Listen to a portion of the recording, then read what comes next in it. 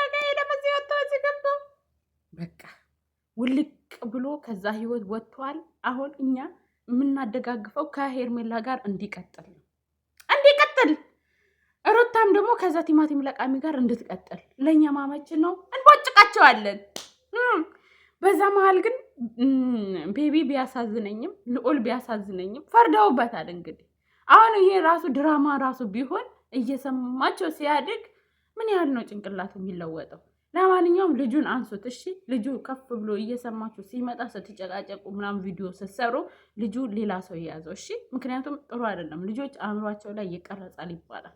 ልዑል ደግሞ ፈጣን ልጅ ይመስላል። እግዚአብሔር ያሳደገው እና በቃ አድርጉት። ጌም ላይ አለንርሽ ሩታ አለንልሽ እንዴ ድስቅ ነው የምናደርጋቸው። አንዳች ነገር እንዳታስብ፣ አንዳች እንዲህ ብለሽ እንዳታስብ። እውነቴን ነው የምልሽ። እና ቤተሰብ መልካም በዓል። እኔም ፏፏ ብዬ ዛሬ በቃ እንግዲህ ምሳ ሰርቼ ምናምን ከዛ የራሴን ምግብ ትላንት ላይ የሰራሁት የራሴን ስላችሁ የበዓል ምግብ ማለት ነው።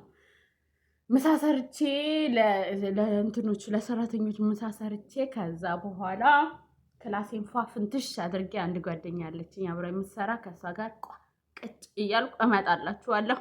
በዓል እንግዲህ ወይ ላይቭ እመጣለሁ ወይ ሾርት ቪዲዮ ለቅላችኋለሁ። እስከዛው